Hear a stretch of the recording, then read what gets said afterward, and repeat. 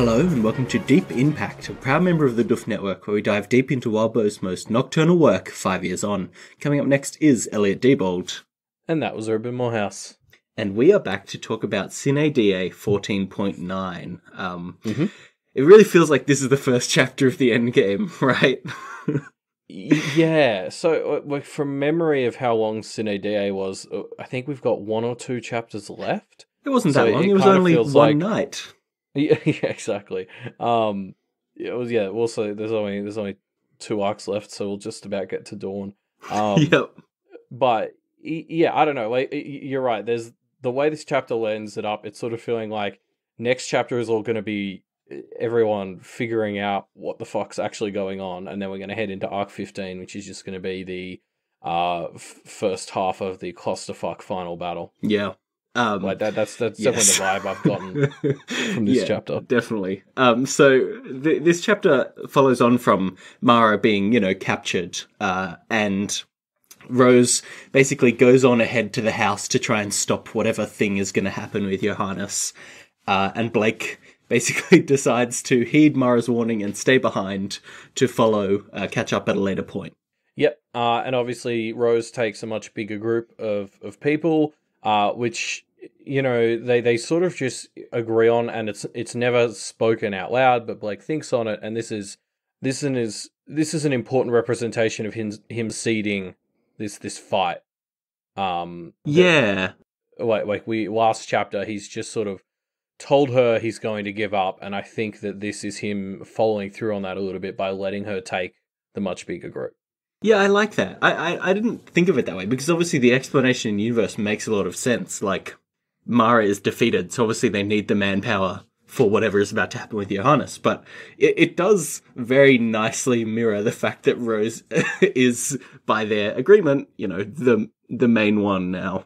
Yeah, I'm sure both of them thought about it, but you just don't talk about stuff like that. Yeah, they seem to have made a bit of an unspoken agreement to let that sleeping dog lie now they've reached a tentative peace. That's best. Like, every time they open their mouths, they're at risk of making things worse between the two of them. Yeah. I think just shutting the hell up is probably the right call. Yeah. So the interesting thing here that happens, in my opinion, is they basically just completely trust Mara on her saying, hey, Blake, you should stay back. Obviously she can't lie, but obviously she can be deceptive, and she is being deceptive throughout this entire chapter, right? But they don't really have time to dig into whether they're being misled, so they kind of just have to go along with it, which is a fun little beat. No, you're totally right, because reading this on a second read through, all the bits here where she talks about how Blake should stay behind, or where she implies Blake should stay behind, they're all phrased as questions. Like, she doesn't say, oh, Blake should stay behind. What she sort of says is, what could the meaning be of someone from the abyss such as yourself going to a place that's on the brink like that be? And Blake Rose like, yes. And it's like, no, she phrased it as a question. That means it's bullshit. Yeah, exactly. But it's, she hides it. She hides it very cleverly. Yes, and we later get the confirmation that she is explicitly stalling for time. Yeah, I love that bit where she's kind of like, oh, I thought I was just skirting a lie there, but fine. It was pretty good. Yeah. No, it's great. So I want to pull out this other quote that I only really noticed on the second read. This is a perfect example of the kind of thing that doing a second read really helps with. Is there's this bit where Blake is having these intrusive italic thoughts still about that are clearly negative towards Rose. Yeah. She asks Tiffany to stay behind to look after Blake, and Blake thinks look after or keep an eye on. Sorry, it's not Tiffany. Anyway, Tiffany asks, where do you want me? And Rose says, come, as if she were talking to a dog. And these are both italicized, and I love it because it's clear that Blake's subconscious hasn't fully accepted the Rose is gonna, be the body at the end of this pact that they've made. Yeah, exactly. And it's very fun. It's something we saw a lot last chapter as well. I'm so interested to see where these two manage to stand 2 arcs from now. Because I think they have agreed on a truce, but everything inside both of them is not helping them to meet that. Like, Blake's got the Abyss, which wants him to fuck shit up. Yeah. And he's obviously got the natural thing that they both have. And then Rose also has the karma that's pushing everyone against her. And presumably any power she taps from Conquest is going to, like, pressure her to, like, remind Blake that she's the one on top. Yeah, which to conquer him, would not right? help. Yeah. Which would absolutely not help the situation, her reminding him that I'm the real one. Yeah. Like, yeah. Yeah, and not just that. I mean, Blake pretty explicitly didn't gel well with how much Conquest wanted to dominate him back in that whole portion of the story. So I'm sure it can't help repair them if any amount of Conquest energy seeps into Rose's behavior. I mean, there were extenuating circumstances as to exactly why Conquest in particular did not agree with Blake, but I mean, obviously Rose has plenty of her own unique extenuating circumstances too, so it's still going to be bad. Yeah.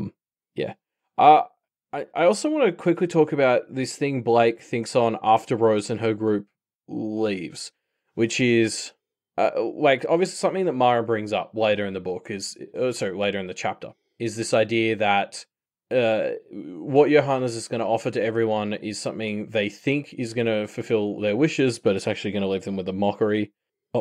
A mockery of what they want, which of course is, very packed. Yeah. Except Blake, who gets only misery, I guess because he's a Wildbow protagonist. Yeah, can't have any seeds of happiness for him. And so what's funny is that all goes down later, but there's seeds planted for it here because Blake thinks about how hollow his life is now. Like, he got his wings, but it's not true freedom. Like, he can't really fly, and in some ways that's worse.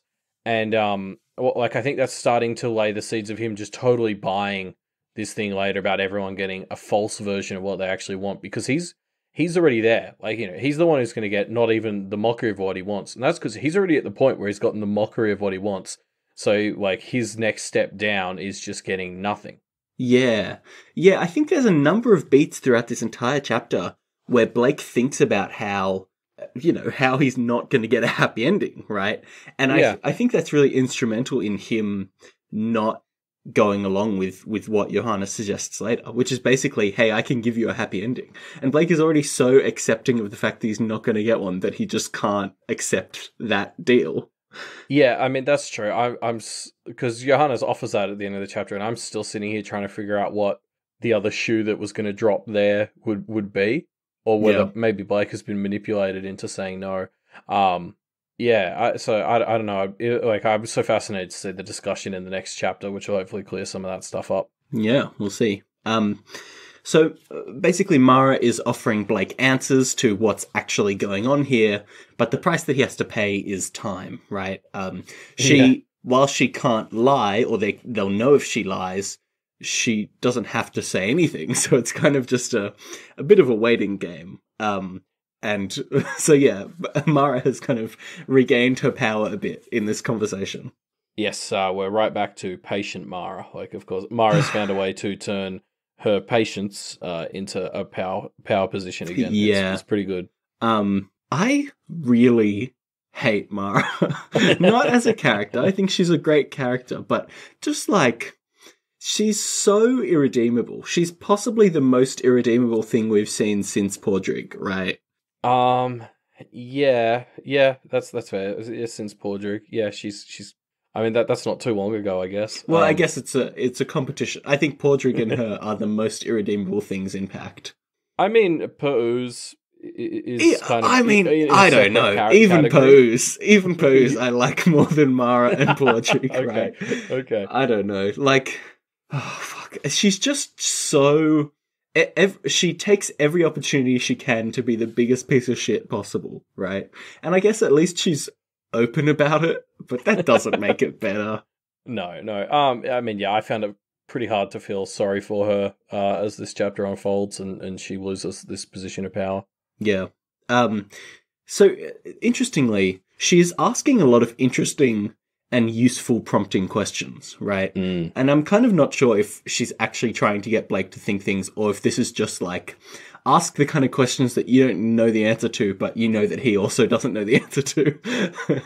Like, one of the ones that I like here is she says, what is Granny Rose gaining from this, right? Well, she doesn't phrase it that way, but close enough. And it's so tantalizing having her have pieces of these answers, but it's never enough for it to click together. Like, it's such a good strategy. I would find it so hard to leave this conversation when you're so close to getting these answers. Oh, you're absolutely right. And the most frustrating thing about it is just as it starts to feel like it's coming together, she sort of pivots. Yeah. So just as you start to feel like, okay, I think we're understanding what she's saying about Granny Rose, suddenly she's talking about how the practice is all about words being powerful. And it's like, no, wait, is this different or is it not? It reminded me of like watching Lost growing up. That sort of sense of like Mara was just J.J. Abramsing us, where every time she started teasing us with an answer, she'd just substitute it for another question. Yeah. It's diabolical, and like it just grips you. I think my live read again had huge gaps here because I just was kind of like waiting for the information to drop so I could talk about that, but instead I was getting caught in a new loop of tantalizing teasing. And you don't really realize it's happening, which is why it's such a good delay strategy, is because it's so tantalizing and you're like, oh yes, this next thread links to this thread and this thread and this thread, and then it's, half an hour later and you've missed the meeting. Yeah, and you sort of, and I hit the end and I was like, I have no idea what to do with any of the information that was just dropped on me. Like there was so much there, and yet I'm like more confused than when I started. Yeah. But actually, I do want to jump into some of it because sure. I'm sure some of the stuff in here, like as Blake establishes later, Mara isn't really a liar by nature. So I'm assuming like most of the stuff in here is hinting at something genuine. She was just going out of her way to not actually like let the shoe drop. So one thing I do want to talk about is there's a bit where Blake just tries to turn it on Mara, and he says to her, "You have no life, crone Mara. You're nothing, and you're throwing away lives for nothing."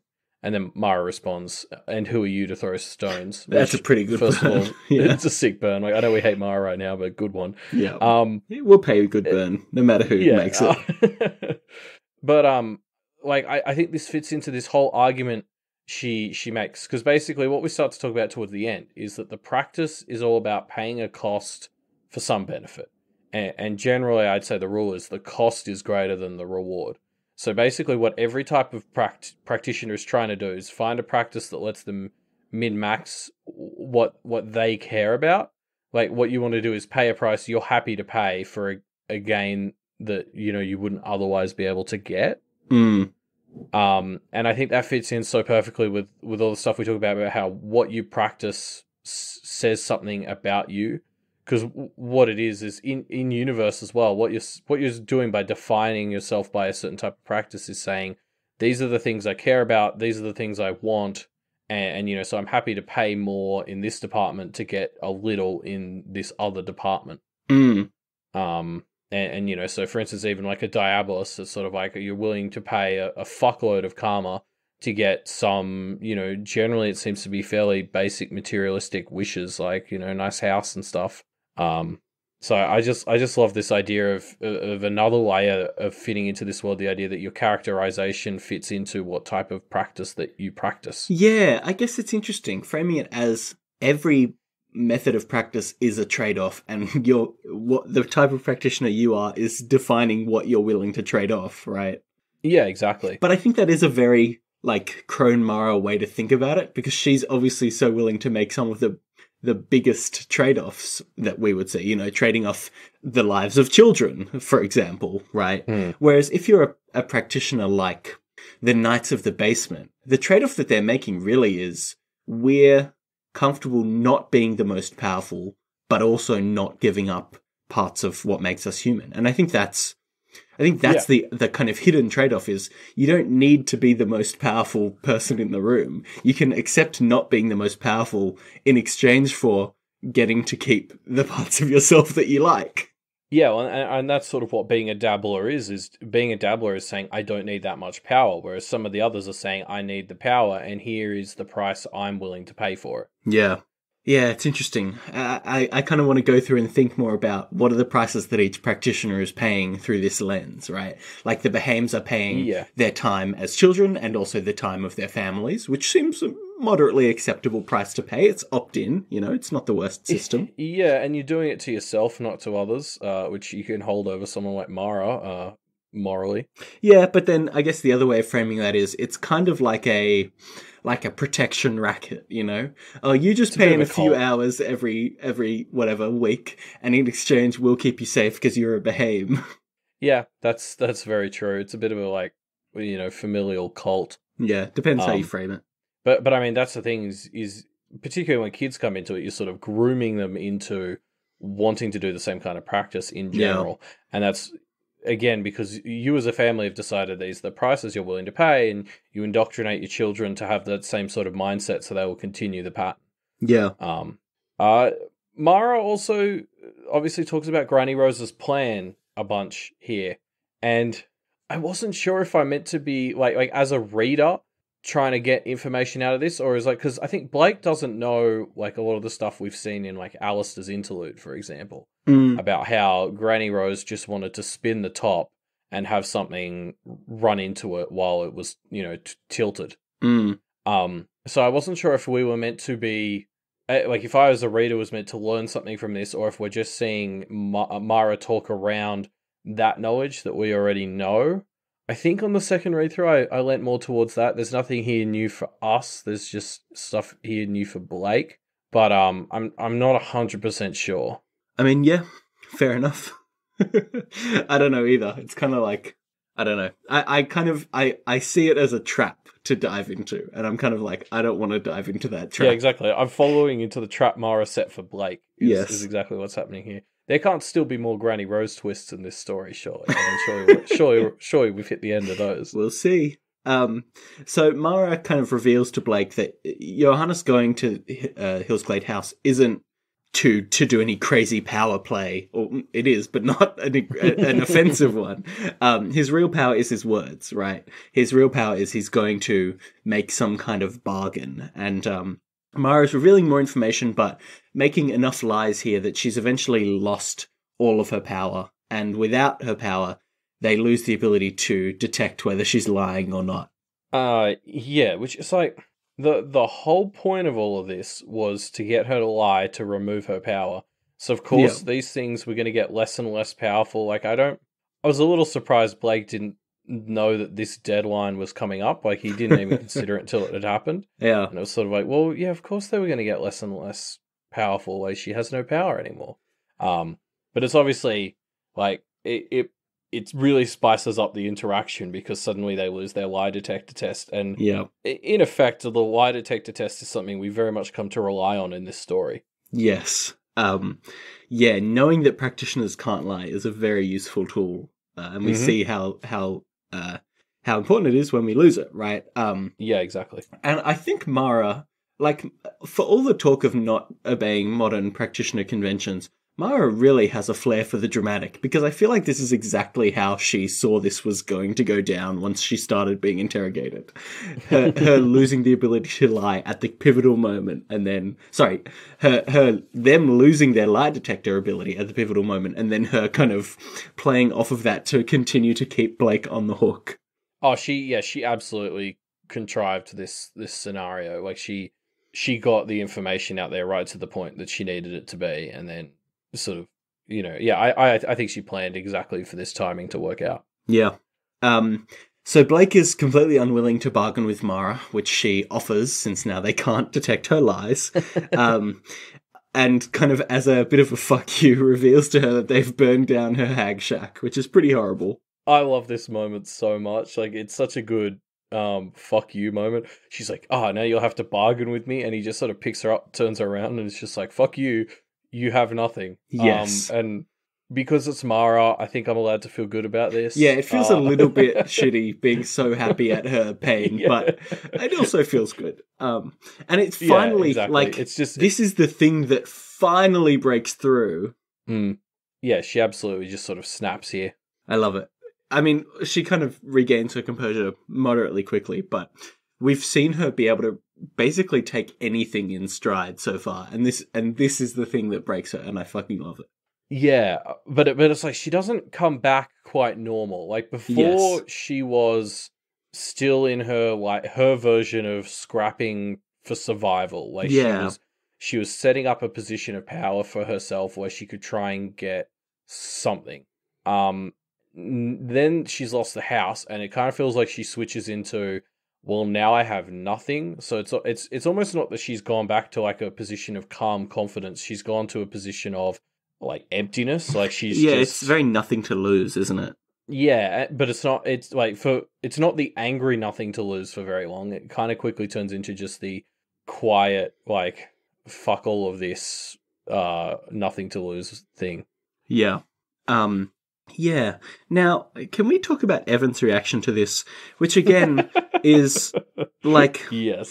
on one level, kind It's of like, Mara. okay, it makes sense. Like, yes, it's Mara. We're allowed to be happy and fuck her.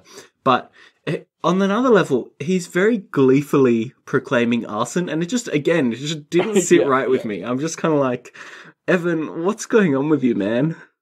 Yeah, no, I felt I went through the same reaction where I was kind of like trying to tell myself it's okay because it's Mara, but there's something inside you as you read this. It's just like, I don't like that Evan is celebrating arson and other crimes. Yes, and which has been an ongoing thing. He celebrated Blake's murder a couple of times throughout the arc. Like it's sitting less and less well with me, how comfortable he's becoming in this world.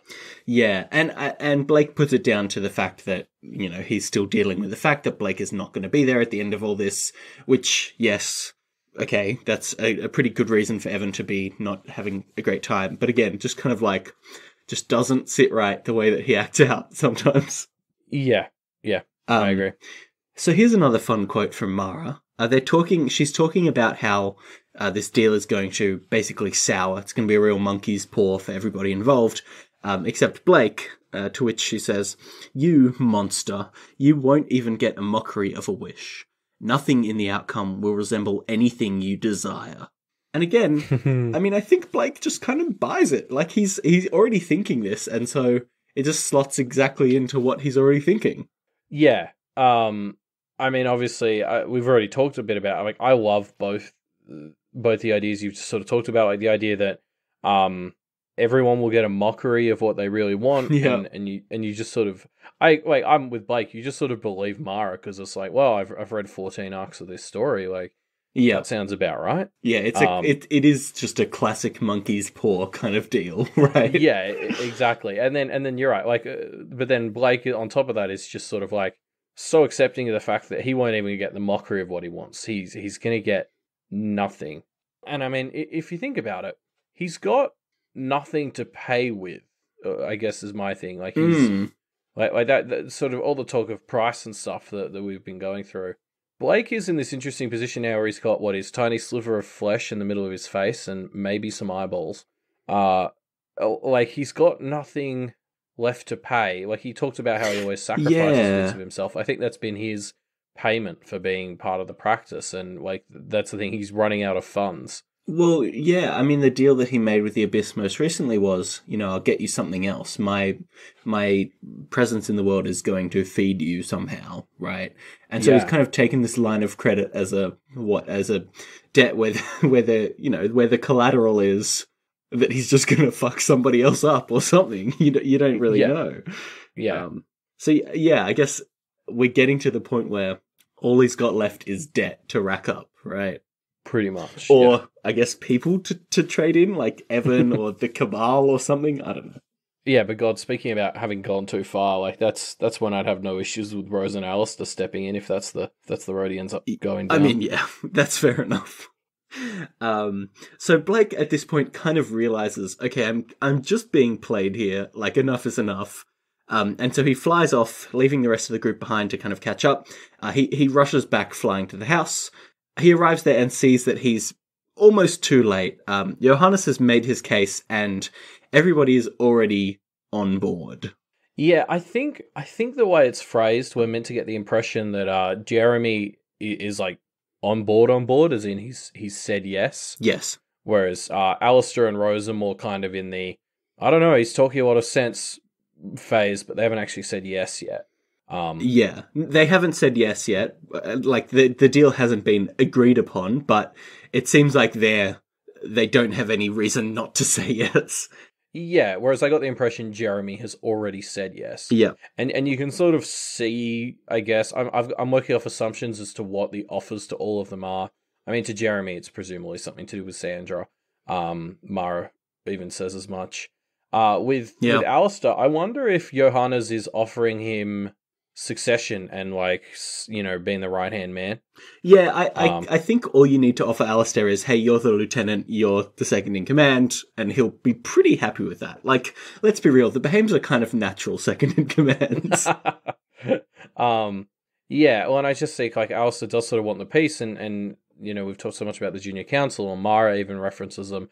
I get this sense that Johannes just promising peace, promising to end all this, and the price is just Alistair being the second in command. Seems like something where Alistair would be like, oh, and then eventually I'll take over. It works. But I don't think Johannes is that old. Like, I think Alistair would be second in command for a lot longer than he thinks. And I don't think Alistair would work very well as a second in command kind of guy. So, I could see that being the mockery that he wants. Yes, it's possible that Johannes is setting up something like, hey, I'll get this portion, but the junior council can, be the democratic rulers of this aspect or something like that. You can be the regents of this area, but like Johannes would have more of a say than Alistair's picturing. Yes. That's kind of what it feels like to me. Yeah, maybe. So as we sort of start to talk about like the rest of what's going on in here, I wanted to call back to something Mara says like right at the start of the chapter, but comes into play here where she talks about Rose and Blake. She says that Blake has the heart at the center of his being, so it's like, shit, Rose, I told you so. And obviously Rose is the head, the logical brain. Yep. But Blake's heart has kind of been overcome by Abyss, and Rose has a conquest in her brain. So Mara's kind of telling Blake here that both of them need to cut across those instincts and do the opposite. Like, Blake needs to use his brain and Rose needs to try and use her heart. Which, I mean, will be interesting, Blake trying to pitch that to her. But I mean, it's just so, like, to me, it just reminded me of all the stuff with the tarot cards, like the left hand, right hand reading. Like that whole idea of use your left hand when the right one's overworked. Yeah. Like, I think we're sort of finally seeing a bit of a delivery on that, in a very concrete way. Because apparently Blake uses rationality and logic to determine the whole Faisal thing, which we'll get into in a bit. Because my logic and rationality certainly didn't get me there very quickly. But yeah, I don't know. I think I'm really interested to see how both of them go, or if Rose will even listen to him trying to do the opposite of their natural way to tackle problems. Yeah, I think Rose kind of in her heart does feel something's off, right? Because she has this moment where she looks at Blake kind of apologetically being like, no, this actually seems like a good deal. We kind of should take it. Even though I think she feels that it's not right, And the idea that Blake's heart would want to take the deal is because, Blake's heart is corrupted by the Abyss, and the deal is basically, hey, Abyss, here, take care of this stuff. Which I'm assuming the Abyss is in favor of. I mean, it's interesting, like, going back to the conversation they had last chapter, I think you could frame it in a way that Blake was trying to use his head and Rose was trying to use her heart. Like, Rose actually opened up to him in a way she hasn't even really done before. And Blake was constantly ignoring his Abyss-helped italicized instincts. So, like, you could say that the small victory they had last chapter was maybe an example of them working like this. Yeah, maybe I like that's that. reaching. I guess the interesting thing for me here is, obviously, Johannes makes Blake the offer of, hey, we'll just give you your body back, and there's not any discussion on what the terms or conditions associated with that would be. Yep. It kind of seems like a freebie of, hey, stop fighting, and I'll give you, like, a whole body. And, like, I don't know, to me that seems like a heart and a head good deal. So I was kind of trying to figure out how using his head goes against this. And I think it's the sort of thinking about Faisal that makes him realize that this is not a deal he should take. Well, Faisal already offered him this deal, right? Yeah, he did. There was that moment after Blake fought the 3 grumpy babies or whatever the fuck they were. When, Ayayas, I think. Yes, where Faisal said, hey, bend the knee to Johannes and we can solve this for you. And Blake refused then. And I think that he probably is having a bit of that same vibe now that he had then of like, too good to be true, doesn't mesh with my worldview that I have to sacrifice myself, can't even process this deal, Yeah, exactly. So before he gets to the house, there's this bit where Blake, I'll read it out. It's beautiful. Turning my face and chest skyward, facing the sun, wings spread, taking in the warmth one last time. Explicitly calling out, last little moment for you of happiness, Blake, before we descend into the darkness. Yeah, we talked about it a lot last chapter, about how last chapter felt like this last little bit of light we were going to get, and this only reinforces that impression. Yeah, and there's one other bit of that where as Blake gets to the house, Alexis is there, and he says, I loved her, and I couldn't bear to look at her. I wasn't sure that would ever change, which again is, to me, a beat of Blake just can't ever go back to normal. Like, things will just never recover from the events of this story for Blake, and so he's already on board with the idea of, I just don't have a life waiting for me at the end of this. Yeah, you're right. I hadn't quite thought about it like that, but it does seem like him sort of acknowledging that some of this stuff is just broken beyond repair. Yeah. And these were some of the last things he was holding on to from memory. Yeah. So Johannes reveals his terrible, horrifying plan, which is be nice and compromise. And Blake obviously can't stand for any plan that lets multiple people be happy. So he plays his reverse trap card. Surprise! Faisal and Barbatorum are in this together. I really like the writing here, like how this is led up to.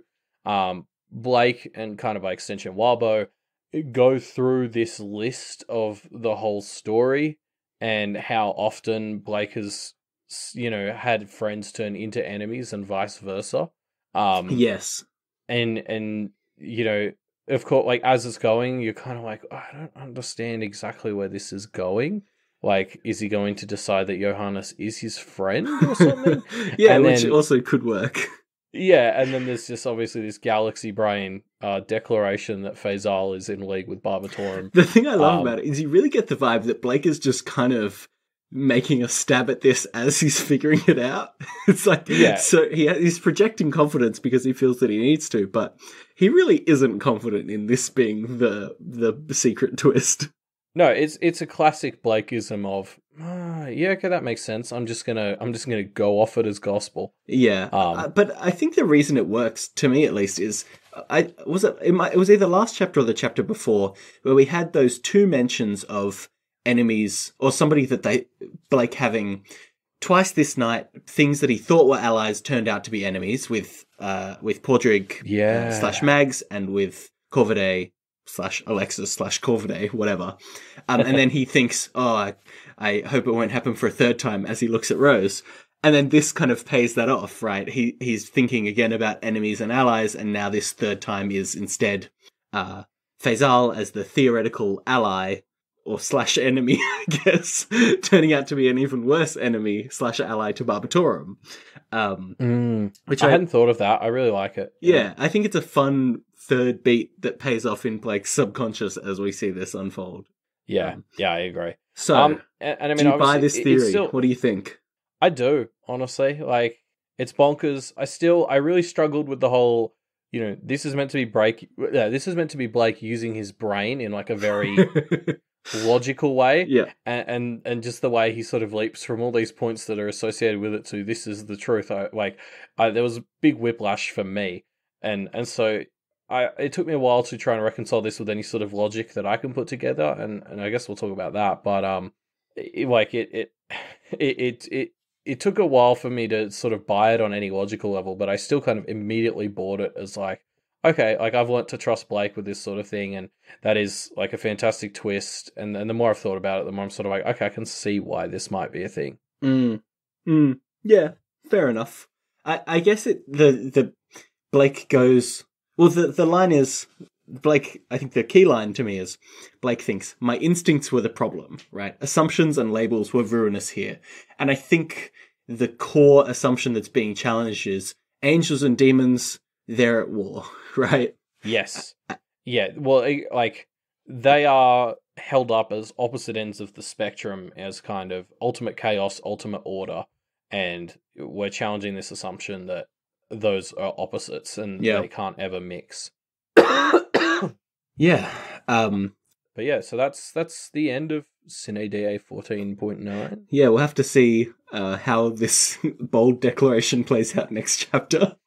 I assume 14.10 opens with what I assume everyone who's ever read this reacted, which is, what? Huh? What? Yeah, exactly. Yeah, so for a bonus bit today, well, okay, so originally I had a really big prediction that I was going to sort of walk everyone through about what my secret idea for Johannes's big plan was. That's obviously already dead in the water. But I guess I don't know. I think there's some ideas in here that still hold, so we're just going to go through it quickly. I guess I'll do the short summary version. So like we were talking about this on the Discord. I think it was Isha Moradin who sort of prompted it. And the idea I sort of reached after a while was that Johannes had cut a deal with the Abyss. So it's obviously before we knew Faisal was the thing. I was thinking maybe Johannes was sacrificing Jacob's Bell to the Abyss in return for something. I had a bunch of theories as to what exactly that could have been. But the one I actually liked the most was that he wasn't getting anything now. I was like, because we still don't know how he got his domain and masked all the stuff around it. And so my theory was that the Abyss was what he'd use. And so he owed a debt to the Abyss, which he was now paying. Anyway, now I mean, that could still be also the case. And I liked it, especially because, Johannes is covered in all these like scars and stuff, which people say is from defending his domain, but nobody knew that he was making it. So yeah, I wouldn't be surprised if maybe that was the deposit to the Abyss.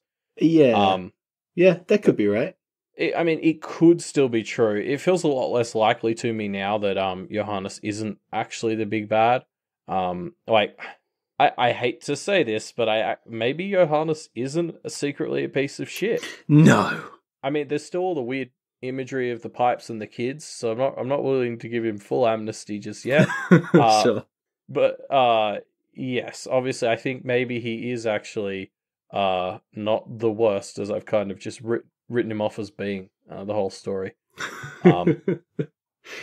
So obviously, now I think I really want to discuss with you what Faisal and Barbs might be doing in concert. Or I suppose, I guess Blake says Faisal's the baddie, not both of them, although maybe in Barbatorum's case, I'm just wondering if Faisal is actually communicating with Barbatorum or just planning on using him or something. Anyway, so I don't know if this is like a full mutual alliance or whether this is just Faisal wanting to unleash Barbatorum, I guess. But I'm more interested in trying to learn why Faisal might want to work with Barbatorum in any way, shape, or form. Have you got any predictions of what that could be? Like the reason? Yeah, like what the reason that you think... if you say Faisal wants to use Barbs as a tool, what is that tool that... what is he hoping to achieve by using that tool? Yeah. So I actually went back, because I had all these ideas of Faisal and his backstory that we knew so far, but I went and freshed up on them. And sort of reread most of the conversations he had with Blake and Mags. And I think the big one, I reckon, is in 10.5, where Faisal sort of talks about how his motivations aren't angelic, but really the focus here is how, on this idea that humanity is winning. And it's actually, where Faisal first started talking to us about how the Abyss is a thing that you can use to start change. But he also kind of avoids any of Blake's questions about whether humanity is a positive influence on the war against demons. And so I guess I'm just working off the assumption now that Faisal has decided that humanity is the problem. And obviously, like, that fits in kind of with what him and Johannes are setting up. It's kind of like Johannes has tried to set up his nature reserve or whatever, and Faisal's come in with an even more extremist viewpoint and has just used it as a launching pad to launch his own even more extremist movement, which is what's happening here. But yeah, so I guess the next sort of step from here is if Faisal reckons humans are too powerful and he and the other angels can't really get together to defeat us, maybe Faisal's decided that using demons to ruin us, as Barbatorum would, is the best strategy. Like, this is Faisal's version of scrapping. He knows this is terrible, but he thinks it's worth the cost. And from that, expand the nature reserve to be, back in the good old days, how things were.